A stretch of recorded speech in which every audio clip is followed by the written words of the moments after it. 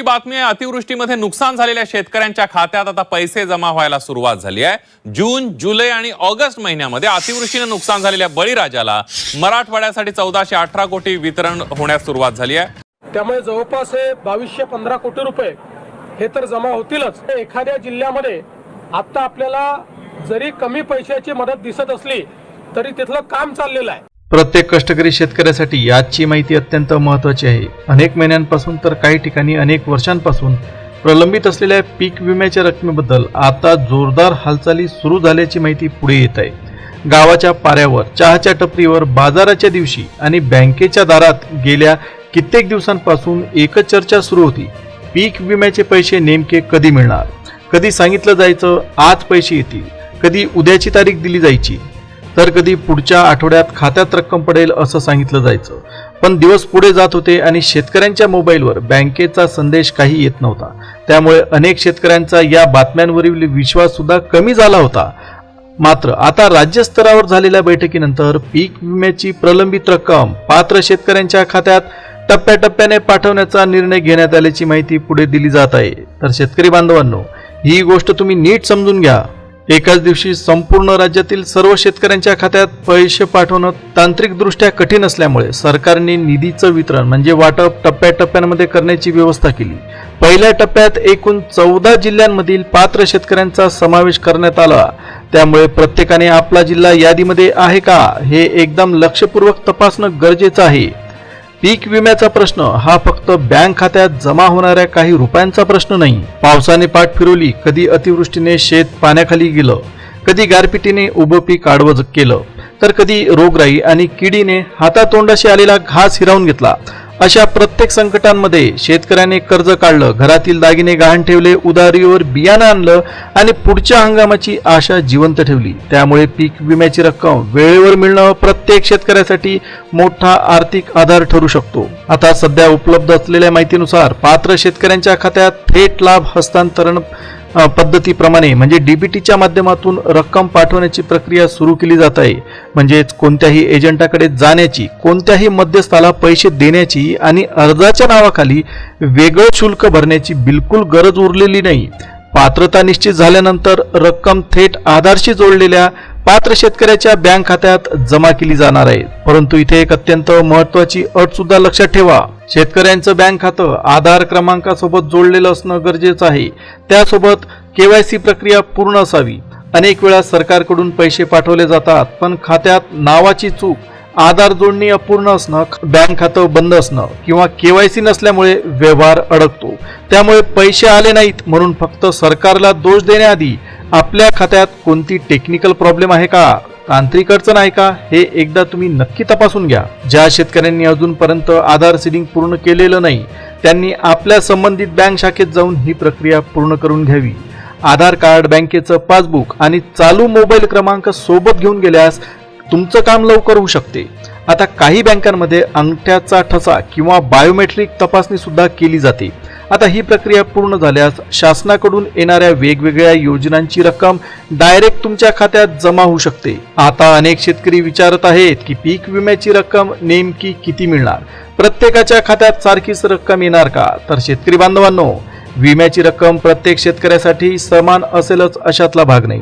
पीक कोणतं घेतलेलं आहे, विमा किती क्षेत्रासाठी केलेला होता, नुकसान किती प्रमाणात नोंदवलं गेलं, महसूल विभागाचा अहवाल नेमकं काय सांगतो, विमा कंपनीने कोणती नुकसान टक्केवारी निश्चित केलेली आहे आणि शेतकऱ्याच्या अर्जामध्ये किती क्षेत्र नमूद केलेलं आहे, यावरच अंतिम रक्कम अवलंबून राहू शकते। काही शेतकऱ्यांना कमी रक्कम मिळू शकते, तर मोठ्या क्षेत्रासाठी विमा भरलेल्या आणि जास्त नुकसान झालेल्या शेतकऱ्यांना तुलनेने जास्त रक्कम मिळण्याची शक्यता आहे। त्यामुळे शेजारच्या शेतकऱ्याला जास्त पैसे आले आणि आपल्याला कमी पैसे आले म्हणून लगेच गैरसमज करून घेऊ नका। आपल्या अर्जाची माहिती, विम्याची पावती, 7/12 उतारा आणि पिकाची नोंद एकदा तपासून बघा। पात्रता तपासताना जमिनीचा 7/12, 8अ उतारा, पिकाची नोंद, विमा अर्ज क्रमांक, आधार क्रमांक, बँक खातं आणि अर्जामध्ये नमूद केलेलं क्षेत्र यांची तपासणी एकदा तुम्ही करून बघा। काही ठिकाणी ई पीक पाहणीमधील नोंद आणि प्रत्यक्ष विमा अर्जामधील पीक वेगळं असल्यामुळे प्रकरण अडकण्याची शक्यता असते। आता उदाहरण जर घ्यायचं झालं तर 7/12 वर सोयाबीनची नोंद आहे पण विमा अर्जामध्ये कापूस दाखवलेला आहे। तर तपासणी दरम्यान अडचण निर्माण होऊ शकते. म्हणूनच प्रत्येक शेतकऱ्याने आपली कागदपत्रे एकदा नीट पाहून घ्यावी. विम्याची पावती हरवली असेल तर संबंधित सेवा केंद्र, बँक शाखा किंवा अधिकृत पोर्टलवरून अर्जाची माहिती मिळवण्याचा प्रयत्न करावा. गावातील कोणीतरी सांगितलं म्हणून अफवांवर बिलकुल विश्वास ठेवू नये. अधिकृत यादी, बँक व्यवहार किंवा शासनाच्या सूचनेवरच तुम्ही विश्वास ठेवा. आता सर्वात महत्त्वाचा प्रश्न म्हणजे पहिल्या टप्प्यात कोणत्या 18 जिल्ह्यांमध्ये पीक विमा वितरणाची प्रक्रिया राबवली जाणार असल्याचं सांगण्यात आलंय. आता यामध्ये पहिल्या क्रमांकावर आहे अकोला जिल्हा आणि त्याच्यानंतर आहे अमरावती. या जिल्ह्यांचा उल्लेख पहिल्या यादीमध्ये करण्यात आलेला आहे. या दोन्ही जिल्ह्यांमध्ये कापूस, सोयाबीन, तूर आणि इतर खरीप पिकांचं मोठ्या प्रमाणावर उत्पादन घेतलं जातं. मागील काही हंगामांमध्ये पावसाचा अनियमितपणा, अतिवृष्टी आणि किडीचा प्रादुर्भाव यामुळे अनेक शेतकऱ्यांचं मोठं नुकसान झालं होतं. अकोला जिल्ह्यातील अनेक शेतकऱ्यांनी विम्याची रक्कम मिळावी म्हणून वारंवार कृषी कार्यालय, तहसील आणि बँकांमध्ये चौकशी केली. काही शेतकऱ्यांनी अर्जामध्ये नाव असूनही रक्कम न मिळाल्याची तक्रार केली. आता पात्र लाभार्थ्यांची माहिती बँकांकडे पाठवण्याची प्रक्रिया सुरू झाल्याचं सांगितलं गेलं. आता अमरावती जिल्ह्यात सुद्धा परिस्थिती वेगळी नव्हती. शेतात उत्पादन खर्च वाढला, खतांच्या किमती वाढल्या, मजुरी वाढली आणि बाजारात पिकाला अपेक्षित भाव मिळाला नाही. त्यातच विम्याचे पैसे रखडल्यामुळे शेतकरी दुहेरी अडचणीत सापडला. आता निधी जमा होण्याची प्रक्रिया सुरू झाल्यास आगामी हंगामासाठी बियाणं, खतं आणि मशागतीचा खर्च भागवण्यास मदत होऊ शकते. आता यानंतर बुलढाणा आणि वाशिम या जिल्ह्यांचा देखील समावेश करण्यात आला. बुलढाणा जिल्ह्यातील अनेक गावांमध्ये पावसाच्या लहरीपणामुळे पिकांचं मोठं नुकसान झालं होतं. काही भागात सुरुवातीला पाऊस झाला, त्यामुळे शेतकऱ्यांनी पेरणी केली. मात्र त्यानंतर पाऊस अचानक बंद झाला. परिणामी बियाणं वाया गेलं आणि अनेकांना दुबार पेरणी करावी लागली. दुबार पेरणी म्हणजे शेतकऱ्यांसाठी पुन्हा बियाणं, पुन्हा मजुरी, पुन्हा ट्रॅक्टर आणि पुन्हा खतांचा खर्च. आधीच कर्जावर शेती करणाऱ्या शेतकऱ्यांसाठी हा खर्च सहन करणं सोपं नसतं. त्यामुळे बुलढाणा जिल्ह्यातील पात्र शेतकऱ्यांना विम्याची रक्कम मिळाल्यास त्यांना मोठा आधार मिळू शकतो. वाशिम जिल्ह्यामध्ये सुद्धा सोयाबीन आणि तूर उत्पादक शेतकऱ्यांना हवामानातील बदलाचा मोठा फटका बसला होता. काही गावांमध्ये पिकं चांगली दिसत होती, पण काढणीच्या वेळी आलेल्या पावसामुळे उत्पादन पूर्णपणे खराब झालं. अशा नुकसानाची नोंद योग्य पद्धतीने झालेल्या आणि विमा अर्ज वैध असलेल्या शेतकऱ्यांच्या खात्यात रक्कम पाठवली जाईल एवढं मात्र नक्की आहे. आता पुढील टप्प्यामध्ये यवतमाळ आणि नागपूर या 2 जिल्ह्यांचा उल्लेख करण्यात आला. यवतमाळ जिल्हा कापूस उत्पादक शेतकऱ्यांसाठी ओळखला जातो, पण कापसाच्या शेतीमध्ये खर्च मोठा असतो. बियाणं, फवारणी, खतं, मजुरी आणि वेचणी यासाठी हजारो रुपये खर्च करावे लागतात. पिकावर गुलाबी बोंडअळी किंवा इतर रोगांचा प्रादुर्भाव झाला तर शेतकऱ्याच्या हातात काहीच राहत नाही. अशा परिस्थितीत पीक विम्याची रक्कम ही नुकसानाची पूर्ण भरपाई नसली तरी सुद्धा पुढील पेरणी सुरू करण्यासाठी थोडा श्वास देऊ शकते. आता यवतमाळ जिल्ह्यातील अनेक शेतकरी विमा कंपनीच्या सर्वेक्षणाबद्दल अत्यंत नाराज होते. आता अंतिम पात्रता यादी बँकांकडे पाठवली जात असल्यास शेतकऱ्यांनी आपलं खातं सक्रिय आहे का हे एकदा नक्की तपासून घ्यावं. नागपूर जिल्ह्यातील ग्रामीण पट्ट्यामध्ये धान, कापूस, सोयाबीन आणि भाजीपाला पिकवला जातो. अवकाळी पाऊस, वादळी वारे आणि बदलत्या हवामानामुळे अनेक भागांमध्ये नुकसान नोंदवलं गेलं होतं. त्यामुळे नागपूर जिल्ह्यातील पात्र शेतकऱ्यांनाही या टप्प्यामध्ये निधी मिळण्याची शक्यता व्यक्त केली जात आहे. तर शेतकरी बांधवांनो, इथे एक गोष्ट लक्षात घ्या, मोबाईलवर संदेश आला नाही म्हणजे पैसे आले नाहीत असं नेहमीच नसतं. अनेक ग्रामीण भागांमध्ये मोबाईल नेटवर्कची समस्या असते. बँकेत नोंदवलेला मोबाईल क्रमांक बंद झालेला असतो किंवा सिम कार्ड बदललेलं असतं. काही वेळा बँकेचा SMS उशिराने येतो. त्यामुळे पासबुक अपडेट करून घेणं, बँक मित्राकडे शिल्लक तपासणं किंवा अधिकृत मोबाईल बँकिंगच्या माध्यमातून व्यवहार पाहणं आवश्यक आहे. आता पुढचे जिल्हे आहेत वर्धा आणि भंडारा जिल्हे. वर्धा जिल्ह्यातील शेतकऱ्यांनी सुद्धा मागील काही हंगामामध्ये कापूस आणि सोयाबीन पिकाचं नुकसान सहन केलंय. पेरणीपासून काढणीपर्यंत शेतकरी प्रत्येक टप्प्यावर खर्च करतो, पण निसर्गाच्या एका तडाख्याने संपूर्ण हिशोब बिघडतो.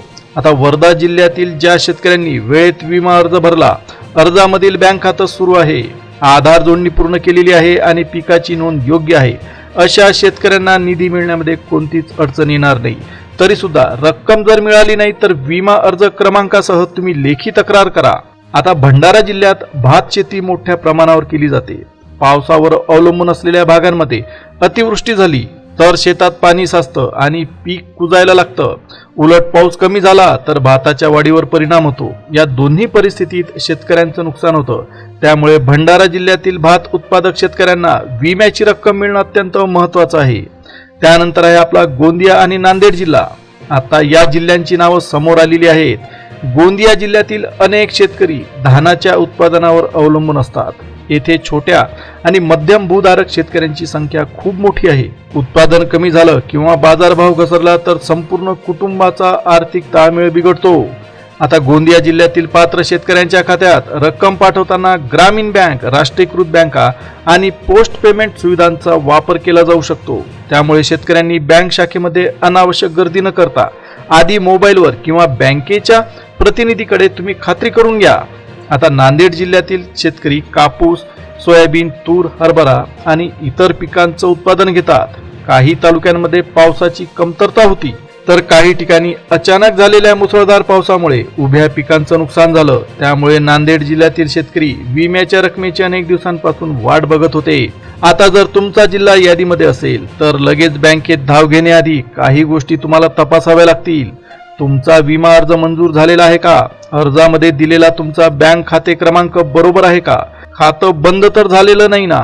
आधार क्रमांक आणि बँक खात्यातील नावामध्ये फरक आहे का? मोबाईल क्रमांक बँकेत तुमचा नोंदवलेला आहे का? या सर्व गोष्टी व्यवस्थित असतील तर रक्कम जमा होण्याची प्रक्रिया तुलनेने एकदम सोपी होऊ शकते.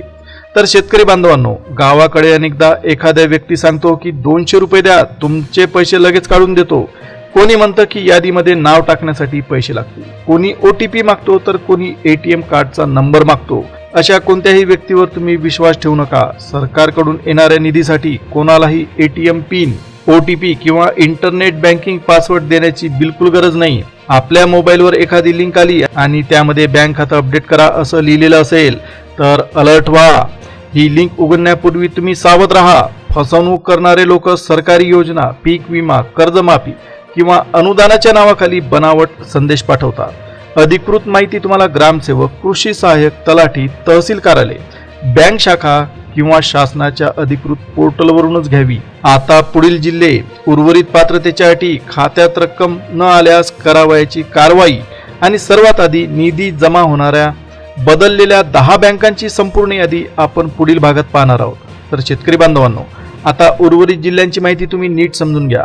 आतापर्यंत आपण पहिल्या 10 जिल्ह्यांची नावं बघितली, मात्र पीक विम्याच्या या टप्प्यात एकूण 18 जिल्ह्यांचा समावेश करण्यात आल्याचं सांगण्यात आलंय. आता उरलेल्या 8 जिल्ह्यांमधील शेतकऱ्यांसाठी सुद्धा ही माहिती अत्यंत महत्वाची आहे, त्यामुळे त्यांनी ती लक्षपूर्वक ऐकावी. आता यानंतरच्या यादीमध्ये परभणी आणि हिंगोली या 2 जिल्ह्यांची नावं पुढे आलेली आहेत. परभणी जिल्ह्यामध्ये सोयाबीन, कापूस, तूर, ज्वारी आणि हरभरा ही प्रमुख पिकं घेतली जातात. गेल्या काही हंगामामध्ये पावसाच्या बदलत्या वेळापत्रकामुळे शेतकऱ्यांचं मोठं नुकसान झालं. पेरणीच्या वेळी पाऊस आला म्हणून शेतकऱ्याने महागडं बियाणं जमिनीत टाकलं, पण नंतर अनेक दिवस पावसाचा थेंब सुद्धा पडला नाही. काही भागांमध्ये उगवलेलं पीक उन्हामुळे करपलं, तर काही ठिकाणी उशिरा आलेल्या मुसळधार पावसामुळे शेतामधील उभं पीक जमीनदोस्त झालं. कर्ज काढून पेरणी केलेल्या शेतकऱ्याला ना अपेक्षित उत्पादन मिळालं, ना बाजारातून योग्य दर मिळाला. त्यामुळे परभणी जिल्ह्यातील अनेक कुटुंबांना घर खर्च, मुलांचं शिक्षण आणि पुढील हंगामाची तयारी करताना मोठी आर्थिक कसरत करावी लागली. आता या जिल्ह्यातील पात्र माहिती तपासून त्यांच्या आधारशी जोडलेल्या खात्यात विम्याची रक्कम जमा करण्याची प्रक्रिया जोरदार पद्धतीने सुरू झालेली आहे. आता बीड जिल्ह्यातील शेतकऱ्यांनी गावात फिरणाऱ्या खोट्या याद्यांपासून सावध राहावं. सोशल मीडियावर नावांची यादी दिसली म्हणून ती अधिकृत असेलच अशातला बिलकुल भाग नाही. त्या यादीवर शासनाचं अधिकृत चिन्ह, दिनांक आणि संबंधित विभागाचा आदेश क्रमांक आहे का हे एकदा पाहावं. खात्री नसल्यास कृषी विभाग किंवा तहसील कार्यालयाकडे चौकशी करावी. जळगाव जिल्हा कापूस, केळी आणि इतर पिकांच्या उत्पादनासाठी ओळखला जातो, मात्र या भागातील शेतकऱ्यांना सुद्धा वादळी पाऊस, गारपीट, उष्णतेच्या लाटा आणि रोगराईचा मोठा फटका बसतो. तर शेतकरी बांधवांनो, पुन्हा एकदा लक्षात ठेवा की ही माहिती ऐकल्यानंतर अधिकृत पातळीवर तुम्ही तपासणी करणं अत्यंत गरजेचं आहे, कारण सरकारकडून टप्पे, पात्रता आणि वितरणाची वेळ बदलू शकते. आपल्या जिल्ह्याचं नाव यादीमध्ये आहे म्हणून एखाद्या मध्यस्थाला पैसे देऊ नका. आता आणखी एक महत्त्वाची माहिती म्हणजे पीक विम्याची रक्कम कोणत्या बँकांमधील खात्यात सगळ्यात आधी जमा होऊ शकते. या नव्या मांडणीनुसार एकूण 10 प्रमुख बँकांच्या मार्फत निधी हस्तांतरणाची प्रक्रिया करण्यावर भर दिला जात आहे. आता यामधील पहिली बँक आहे युनियन बँक ऑफ इंडिया. ग्रामीण भागामध्ये या बँकेच्या अनेक शाखा आहेत. अनेक शेतकऱ्यांची पीक कर्जाची आणि बचत खाती या बँकेत असल्यामुळे पात्र लाभार्थ्याच्या खात्यात विम्याची रक्कम जमा होऊ शकते. शेतकऱ्यांनी खातं सक्रिय आहे का आणि त्यामध्ये आधार जोडलेला आहे का हे एकदा नक्की तपासून बघावं.